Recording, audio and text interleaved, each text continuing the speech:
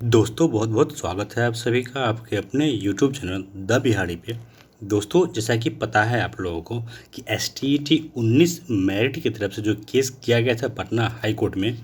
उस केस को माननीय न्यायाधीश की तरफ से खारिज कर दिया गया था, यानी कि डिसमिस कर दिया गया था। और अब इस केस का जो ऑर्डर है वो आ चुका है। आखिर खारिज करते वक्त जो माननीय न्यायाधीश हैं, जो पटना हाई कोर्ट है, उन्होंने क्या कहा है और आखिर किस ग्राउंड पे इस केस को खारिज किया गया है, यही हम लोग इस वीडियो में देखेंगे। अगर सिंपली समझे हम लोग तो जो मेरिट केस खारिज हुआ है उसमें जजमेंट क्या दिया गया है, कोर्ट की तरफ से क्या इसमें लॉजिक दिया गया है इसको खारिज करने के पीछे, यही हम लोग इस वीडियो में देखेंगे। ये देख सकते हैं आप अपने स्क्रीन पे, यही केस है। केस नंबर आप लोगों को तो अभी तक रटा गया होगा 12/481 ऑफ 2021। इसमें जो मेन पेटिशनर्स थे उनका नाम आप लोग यहाँ पे देख सकते हैं, आलोक कुमार, और इनके साथ और भी जो 5 पेटिशनर थे। टोटल इसमें 6 लोग थे जो पेटिशनर बने हुए थे, इनका नाम आप यहाँ पे देख सकते हैं। साथ ही साथ इनके द्वारा रिस्पोंडेंट किन्हें किन्हें बनाया गया था उनका भी नाम आप यहाँ पे देख सकते हैं। और यहाँ पे 8 लोगों को रिस्पोंडेंट बनाया गया था। और साथ ही साथ यहाँ पे जो वकील रखा गया था उनका भी नाम आप यहाँ पे देख सकते हैं कि जो पेटिशनर हैं उनके तरफ से जो वकील हैं वो है मिस्टर विकास कुमार, और जो रिस्पोंडेंट हैं उनके तरफ से जो वकील हैं वो है आशीष गिरी और साथ में सुमित कुमार झा। यहाँ पे एक बात क्लियर करना चाहिए लोगों को कि जो बातें निकल के आ रही थी कि जो वकील मेरिट की तरफ से होंगे वो PK सहाय होंगे, वो कभी केस में दिखे नहीं और साथ ही साथ कहीं उनका नाम देखने को आज तक मिला नहीं।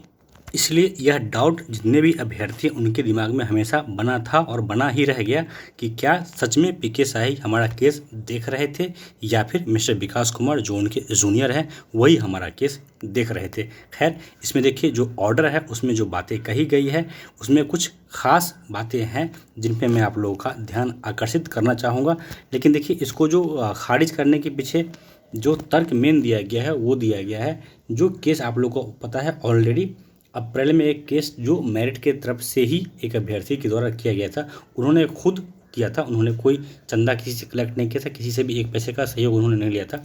उनके ऐसा कहा जाता है कि उनके भाई साहब हैं जो पटना हाई कोर्ट में वकील हैं, इसलिए उन्होंने अकेले ही केस किया था और वो केस भी एक हियरिंग में ही डिसमिस हो गया था। उस केस का नंबर आप लोग यहाँ पे देख सकते हैं और कहीं ना कहीं उसी केस को यहाँ पे कोर्ट करते हुए इस केस को भी खारिज किया गया है। लेकिन कुछ बातें हैं यहाँ पे जो यहाँ पे पॉइंट आउट किया गया है कोर्ट की तरफ से कि आखिर क्यों गवर्नमेंट ने merit equal to not in merit कर दिया और इसमें कोर्ट हस्तक्षेप नहीं कर सकती है। ये बातें भी यहाँ पे कुछ दी गई है, आइए उसको देखते हैं। अगर आप लोग इसको पढ़ेंगे सही से तो यहाँ पे आप देख पाएंगे, यहाँ पे लिखा गया है द एडवर्टीजमेंट। एडवर्टीजमेंट का मतलब यहाँ पे है STET 19 का जो नोटिफिकेशन है, all those mention various post against various subject, it is apparent from the reply filed by state government as well as from impugned and oral that the state government has not intended to fill up post under the advertisement। यानी कि यहाँ पे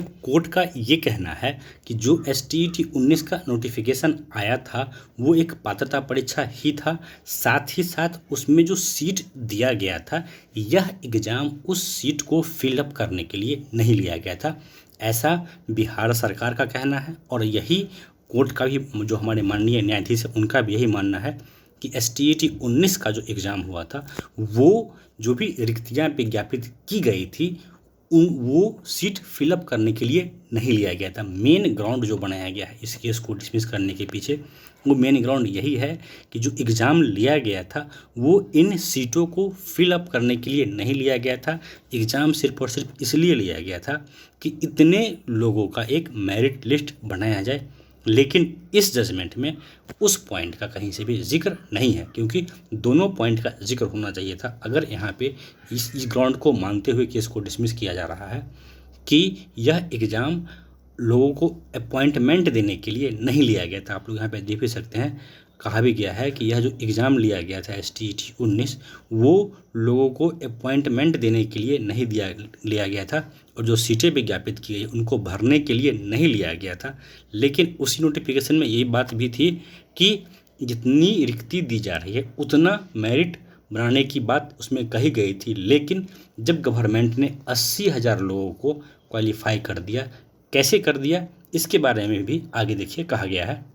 यहाँ आप लोग देख पा रहे होंगे कि यहाँ पे जो बातें कही गई है, in fact the post are to be filled by, यानी कि मैं आपको सीधे मतलब बता दूं कि ये कहा गया है कि जो पोस्ट इसमें विज्ञापित की गई है वो पोस्ट जो है वो फिल अप किया जाता है पंचायत के द्वारा, जिला परिषद के द्वारा और जो नियोजन इकाइयाँ हैं बिहार में उनके द्वारा। यानी कि कहीं ना कहीं जो शिक्षा मंत्री के ही शब्द हैं जो कहे जा रहे हैं न्यायालय की तरफ से। इसके बाद जो पॉइंट नंबर 9 आप लोग यहाँ पे देख पा रहे हैं, इसका अगर मैं आप लोग को सीधे सीधे मीनिंग बताऊं तो मीनिंग यही निकल के आ रहा है, जो शिक्षा मंत्री बार बार कह रहे थे कि मेरिट बीएसईबी नहीं बनाएगा, मेरिट तो नियोजन इकाई बनाएगा और उस मेरिट के हिसाब से जो लोग मेरिट में आएंगे उन लोगों की फिर नियुक्ति की जाएगी। यही बात इसमें इतना लंबा कहा गया है कोर्ट की तरफ से, इसके अलावा इसमें कुछ भी नहीं कहा गया है। अगर आप इस जजमेंट को पढ़ेंगे तो आपको ये लगेगा कि बोल जज साहब रहे हैं लेकिन शब्द शिक्षा मंत्री के हैं। इसके अलावा जो 10th पॉइंट यहाँ पे दिया गया है, इसका मतलब ये निकल के आ रहा है, जो बातें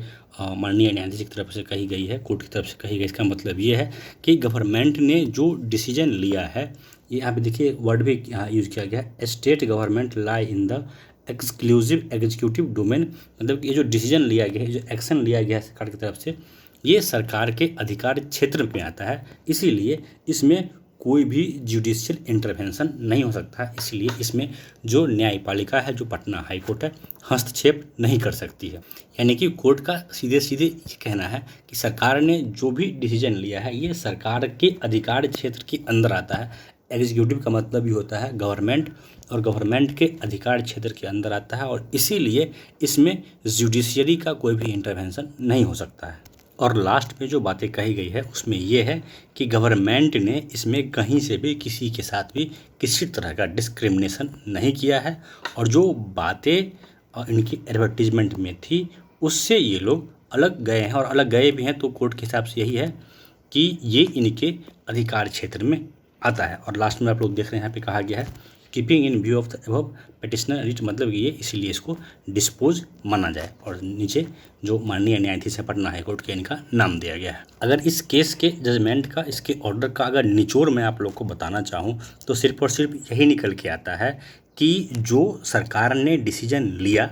कोर्ट ने उसे सरकार का अधिकार क्षेत्र मानते हुए उसमें इंटरवेन करने से, उसमें किसी भी तरह का हस्तक्षेप करने से मना कर दिया। अब सरकार का जो अधिकार क्षेत्र है उसमें सरकार के द्वारा लिया गया जो डिसीजन है वो सही है या गलत है, इस पे भी थोड़ा सा ध्यान अगर दिया जाता तो इसमें अच्छे से न्याय हो पाता। अगर मेरिट का पक्ष देखा जाए तो वैसे अगर ओवरऑल देखा जाए तो जो सरकार का स्टैंड था कि हम सबको मौका दे रहे हैं, और उसी स्टैंड को कहीं ना कहीं कोर्ट ने भी सपोर्ट किया है कि आप सबको मौका दीजिए। और जो एसटीईटी को एक पात्रता परीक्षा सरकार की तरफ से कहा गया था, वही कोर्ट की तरफ से भी यही कहा गया कि एसटीईटी 19 एक पात्रता परीक्षा ही है, और जो भी लोग इसमें क्वालिफाइड हैं उन सबको आगे मौका मिले।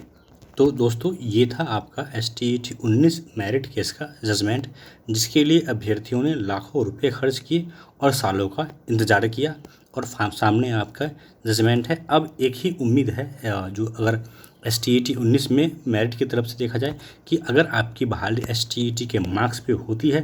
तभी जितने भी मेरिटधारी है सबों का बहाली संभव है। अदरवाइज अगर एकेडमिक के आधार पे बहाली होती है, फिर किसका बहाली होगा और किसका बहाली नहीं होगा ये थोड़ा कहना जल्दबाजी हो जाएगा। लेकिन ये बात है कि जो मेरिट में है उनका एकेडमिक भी अच्छा है तो मैक्सिमम लोगों का तो हो जाएगा, लेकिन सभी लोगों का हो जाएगा ये थोड़ा सोचने वाली बात होगी। लेकिन अगर एसटीईटी के मार्क्स से बहाली होती है तो सभी मेरिट वालों की बहाली पक्की हो जाएगी। धन्यवाद।